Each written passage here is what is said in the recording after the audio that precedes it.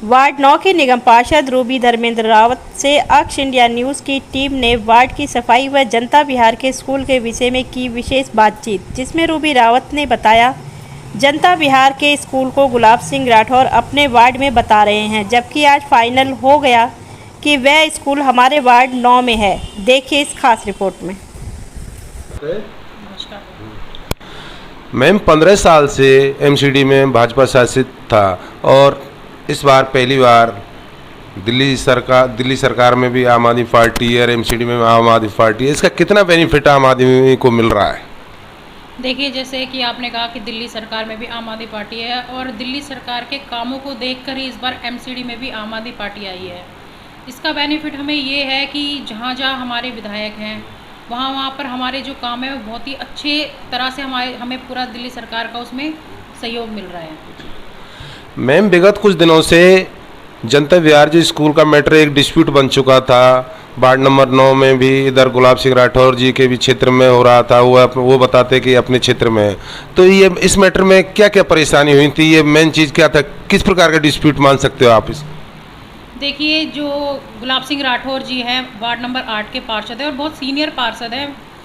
उनका ये कहना था कि जनता विहार का जो स्कूल है ये उनके वार्ड नंबर 8 सूरत विहार में पड़ता है, जबकि ऐसा नहीं था। उनका कहना था कि परिसरमन के बाद जो ये स्कूल है वो जनता विहार से हटकर सूरत विहार में आ गया, जबकि ऐसा नहीं था। परिसरमन से पहले भी यह स्कूल जनता विहार के अंदर ही था और परिसरमन के बाद भी यह स्कूल जनता विहार के अंदर ही था। लगभग आज 20 दिन से हम इसके लिए लड़ाई लड़ रहे हैं, जबकि वो हमारे वार्ड में ही जनता विहार में ही पड़ता था। लेकिन फिर भी हमने एजुकेशन डिपार्टमेंट का वहाँ दौरा कराया, डीसी का दौरा कराया, कमिश्नर जी का वहाँ दौरा कराया है और आज फाइनली कमिश्नर साहब ने, डीसी साहब ने सभी अधिकारियों के सामने ये घोषणा कर दी है कि वो वार्ड नंबर 9 संतनगर जनता विहार में पड़ता है। चुनाव जीतने के बाद वार्ड नंबर 9 में विशेषकर जो ये क्षेत्र लगता है, इसमें क्या क्या चुनौतियाँ थी विकास के नाम पर, सफाई के नाम पर?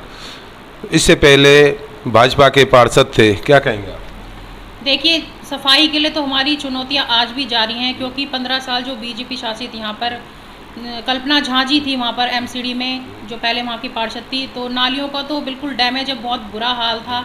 हमारे सफाई जो कर्मचारी हैं वो अब लगातार वहाँ पर सफाई कर रहे हैं और लोग बहुत खुश हैं कि अब एमसीडी में दिल्ली सरकार के साथ साथ आम आदमी पार्टी की सरकार एमसीडी में आई है और अब अच्छे से जो है हमारी नालियाँ साफ़ हो रही हैं। उसके लिए मैं अपने सफाई कर्मचारियों का भी धन्यवाद करना चाहूँगी। मैम छोटे छोटे लोग जो दिल्ली में एक आशियाना का एक सपना देखते हैं 25-50 गज का, क्या इस समय एमसीडी में क्या 25-50 गज के लिए बुलडोजर या फिर एमसीडी के अधिकारी लेंटर डालते समय क्या लोगों को परेशान करते हैं? जी बिल्कुल नहीं। आप मेरे वार्ड में, मैं आपको मीडिया के माध्यम से ये कहना चाहूँगी कि आप मेरे पूरे वार्ड में कहीं भी जाकर अगर ये पता करेंगे कि एमसीडी 25 गज 50 गज वाले मकानों को परेशान कर रही है, तो आपको हर जगह से सिर्फ ना ही मिलेगी, क्योंकि हमने बनते ही पार्षद एमसीडी को सख्त ये आदेश दिए थे कि कहीं भी 25 गज 50 गज वालों को वो परेशान नहीं करेंगे। मैम आप बहुत सौभाग्यशाली हैं, वार्ड नंबर 9 से भी पार्षद आम आदमी पार्टी से हैं और विधायक भी आम आदमी पार्टी से हैं। तो विधायक जी का कितना सहयोग मिल रहा है आपको? देखिए, विधायक जी का बहुत सहयोग है हमें, और मैं ख़ास तौर से आज ही जो जनता विहार की जो स्कूल है और ये जो एमसीडी की लैंड बचाने में हमारा साथ विधायक जी ने दिया है, उसके लिए मैं माननीय विधायक संजीव झा जी का जितना आभार व्यक्त करूं उतना कम है। साथ में हमारी जो शैली ओबराय हमारी मेयर है, उनका भी मैं धन्यवाद करना चाहूँगी। हमारे नेता मुख्यमंत्री अरविंद केजरीवाल जी का भी धन्यवाद करना चाहूँगी। सभी ने मिलकर आज ये जनता विहार की जो 33 एकड़ ज़मीन है, जिस पर एक बहुत अच्छा प्रोजेक्ट स्थानीय निवासियों के लिए पास हुआ है, जिस पर कि समुदाय भवन है, डिस्पेंसरी है, ये सब बनकर 5 सालों में हम पूरी कोशिश करेंगे कि हम तैयार करवाएं अपनी दिल्ली सरकार और एमसीडी के द्वारा। Thank you. नमस्कार सर, अब आम आदमी पार्टी एक लोकल पार्टी नहीं रही, एक स्थानीय पार्टी नहीं रही है कि इस समय राष्ट्रीय पार्टी हो चुकी है। इसका जनाधार पूरे देश में हो चुका है। अब आने वाले इलेक्शन में जो 5 स्टेटों में इलेक्शन है, क्या आपकी पार्टी सभी स्टेटों में इलेक्शन लड़ेगी? जी, देखिए, आम आदमी पार्टी जो राष्ट्रीय पार्टी बनी है, इसको देश की जनता ने राष्ट्रीय पार्टी बनाया है, क्योंकि देश की जनता ने देखा कि 70 सालों में पहली बार एक नई पार्टी आई है जो उनके लिए काम कर रही है, जो उनके मुद्दे उठा रही है, जो शिक्षा पे अच्छा काम कर रही है, जो स्वास्थ्य पे अच्छा काम कर रही है, भ्रष्टाचार जो कि मतलब एक चुनावी मुद्दा होता था, उसके बाद चुनाव जीतने के बाद हर पार्टी के अंदर भ्रष्टाचार इतना बढ़ जाता था कि जनता के काम तो कोई देखता ही नहीं था। तो उस भ्रष्टाचार को ख़त्म करके जनता के लिए कैसे काम करना है, ये आम आदमी पार्टी की, चाहे वो दिल्ली सरकार हो, चाहे वो पंजाब सरकार हो, उन्होंने करके दिखाया है। तो उसको देखते हुए ही आज पूरे देश में लोगों को लग रहा है कि नहीं, ये अच्छे लोग हैं, ये ईमानदार लोग हैं, ये अच्छी शिक्षा देने आए हैं, ये अच्छा स्वास्थ्य देने आए हैं। क्योंकि सरकार का काम यही होता है। सरकार का काम होता है जो गरीब है, दबा कुचला है, पिछड़ा है और जो आर्थिक रूप से पीछे रह गए हैं, चाहे वो किसी भी जाति के लोग हो, उनको आगे लाना, उनके लिए काम करना। तो वो आम आदमी पार्टी कर रही है।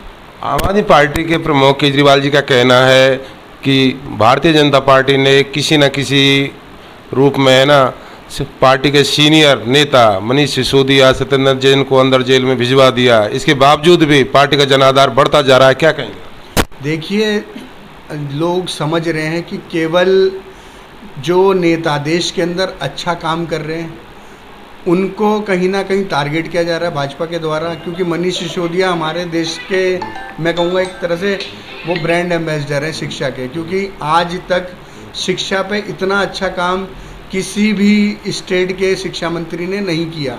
सरकारी स्कूल, दिल्ली के सरकारी स्कूल जो चिड़ियाघर हो चुके थे, मतलब जिन्हें कोई सोच नहीं सकता था, मतलब कहीं टीन शेड में बच्चे पढ़ रहे होते थे, स्कूलों की दीवार टूटी हुई है, बच्चों के टॉयलेट बिल्कुल बर्बाद, मतलब अच्छे घर के बच्चे तो वहाँ जाना तक पसंद नहीं करते थे और वहाँ खड़े नहीं हो सकते। तो आज उन स्कूलों को बदल के प्राइवेट स्कूलों से टक्कर ले रहे हैं, उनसे अच्छा कर रहे हैं। तो ये काम हमारे जो मुख्यमंत्री थे, उप मुख्यमंत्री मनीष सिसोदिया जी, उन्होंने किया। तो उन्हीं के काम को देखते हुए, उनके अच्छे काम को देखते हुए भाजपा की जो सरकार है, मोदी सरकार है, वो डर गई थी। इसी कारण से आज वो जेल में है। और इवन उनके जो खुद के ही मंत्री हैं नितिन गडकरी जी, उन्होंने अच्छा काम किया तो उनको भी पार्लियामेंट्री जो बोर्ड था उससे बाहर का रास्ता दिखा दिया गया। तो इससे आप सीधा समझ सकते हैं कि ये विकास से इनको कोई मतलब नहीं है। केवल जो आदमी इन्हें दिखता है कि देश के लिए अच्छा काम कर रहा है, देश के लिए बढ़िया काम कर रहा है, उनको रोकना इनका मकसद है। 2024 के आम चुनाव को देखते हुए जो विपक्ष ने मोदी जी को रोकने के लिए जो एक गठबंधन बनाया है जिसका नाम इंडिया रखा गया है, उसमें आम आदमी पार्टी क्या भूमिका रहेगी? आम आदमी पार्टी पूरी ईमानदारी के साथ देश के लिए खड़ी है और देश को बचाने के लिए खड़ी है। और सत्ता पाना या सत्ता में बने रहना हमारा मकसद नहीं। हमारा मकसद है कि देश बदलना चाहिए। हम रहे ना रहे, पार्टी रहे ना रहे, बट हाँ, ये देश रहना चाहिए।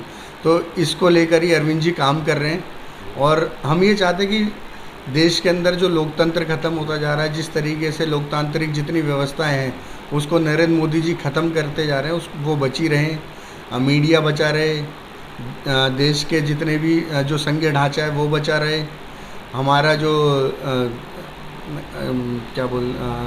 हमारे देश के जो सारे संघीय ढांचा वो बचा रहे और शिक्षा बची रहे देश की। और जिस तरीके से नरेंद्र मोदी लगातार लोगों को टारगेट कर रहे हैं, नेताओं को टारगेट कर रहे हैं, मीडिया को टारगेट कर रहे हैं और अलग अलग संस्थानों को टारगेट कर रहे हैं, जो उनकी नहीं सुनना उनको सीधा जेल में डाल दिया जा रहा है। तो ये अलोकतांत्रिक है और इस तरीके से ये देश चलने वाला नहीं है। राघव चड्ढा जी पार्टी के एक युवा नेता हैं, एक रोल मॉडल हैं और संसद में आम आदमी पार्टी के साथ साथ एक हर तबके की आवाज़ उठाते हैं। उन्होंने बीजेपी की कमियां गिनाई तो उनको पार्टी से विशेषकर सत्र से निलंबित कर दिया गया था। इस संबंध में आपका क्या कहना है? देखिए, मैं बताता रहा हूँ कि तानाशाही है। क्यों? वो अच्छी तरह जानते हैं कि आज लोग ये जान चुके हैं कि मतलब देश के लोग परेशान हैं क्योंकि किसी को शिक्षा नहीं मिल रही, किसी को रोज़गार नहीं मिला। और जो जो मुद्दे मोदी जी 2014 में लेके आए थे वो सारे मुद्दे आज फेल कर गए हैं। कहीं पे रोज़गार नहीं है, लोग बेरोज़गार हैं, युवा बेरोज़गार घूम रहे हैं, अच्छी शिक्षा नहीं दे पाए, शिक्षा का बजट बढ़ाने की बजाय उन्होंने कम कर दिया। तो इससे देश की जनता जो है परेशान है। तो और उन परेशानियों का आज उनके पास कोई जवाब नहीं है। तो उस जवाब को जब कोई नेता मांगता है तो वो परेशान हो जाते हैं और चिढ़कर उनके ऊपर इस तरह की कार्रवाई करते हैं। जैसे कि आज भी हमारे नेता संजय सिंह जी के यहाँ ईडी इसके छापे लग रहे हैं। मेरा लास्ट सवाल है सर कि जितनी विपक्षी पार्टियां हैं उन सबका कहना है कि भाजपा की कमी, भाजपा का यदि हम विरोध करते हैं, विरोध मीन्स उसकी कमियां गिनाते हैं, जनता तक उसकी आवाज़ पहुंचाते हैं उनके कार्यों की, तो जो जो पार्टियां हैं उनके खिलाफ, भाजपा के खिलाफ बोलती है उनके खिलाफ ईडी सीबीआई लगा दी जाती है। क्या कहोगे आप? ईडी सीबीआई को तो इन्होंने खिलौना बना दिया है, अपने हिसाब से ये लोग कर रहे हैं। और जितने भी भ्रष्टाचारी हैं उन्होंने भाजपा ज्वाइन करी है, उसके बाद उनके पास ऊपर जितने सीबीआई ईडी के केस थे वो ख़त्म कर दिए गए हैं।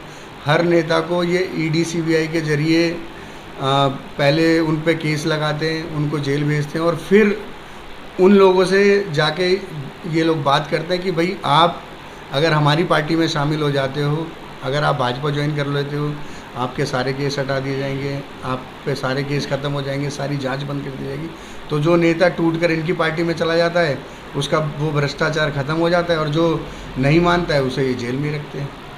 यदि विपक्षी पार्टियों ने, विपक्षी गठबंधन इंडिया का यदि मेजोरिटी आती है 2024 के आम चुनाव में, क्या अरविंद केजरीवाल की प्रधानमंत्री बनने की संभावना है सर?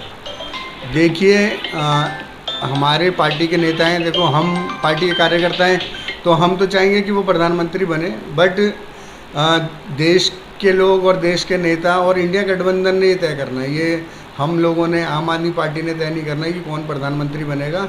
हाँ, देश को मोदी जी द्वारा जो लोकतांत्रिक ढांचे को ख़त्म करने की कोशिश कर रही है, उसको बचाने के लिए आम आदमी पार्टी लड़ रही है। सर एक सवाल ये और पैदा होता है कि 2024 में विपक्षी पार्टियों का कहना है कि 2024 में यदि मोदी जी आते हैं तो क्या संविधान में आमूलचूल परिवर्तन कर देंगे, देश की संघीय व्यवस्था के लिए जो संघीय ढांचा है उसके लिए खतरा पैदा हो सकता है, ये इस प्रकार की भविष्यवाणी की जा रही है, क्या कहेंगे? बिल्कुल, पूरा देखिए जिस तरीके से उन्होंने मीडिया को, आज कोई मतलब डेमोक्रेसी नहीं है कि वो उन जितनी भी न्यूज़ है मीडिया मजबूर है, जैसा मोदी जी दिखाना चाहते हैं वैसा मजबूरन मीडिया को दिखाना पड़ता है। यहाँ तक कि जिस भी मीडिया ने थोड़ा बहुत भी नेगेटिव दिखाया तो वो लोग भी जेल गए या उन्हें चैनल से निकलवा दिया गया। तो इस तरह ढेरों एग्जाम्पल हैं।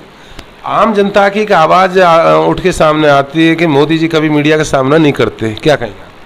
सामना करेंगे कैसे? मीडिया उनसे सवाल पूछ लेगा और सवालों के जवाब जिस इंसान पे होंगे वही तो मीडिया का सामना करेगा। आप अरविंद जी के पास जाइए, 100 बार ही जाइए, आपका सामना करेंगे, क्योंकि उन्होंने काम करके दिखाया। उनके पास जनता को बताने के लिए कि उन्होंने क्या किया, उनके पास आपके सवालों के जवाब है। तो आप कभी भी अरविंद जी से सवाल कीजिए, आपके सभी सवालों का जवाब मिलेगा। Thank you so much, thank you.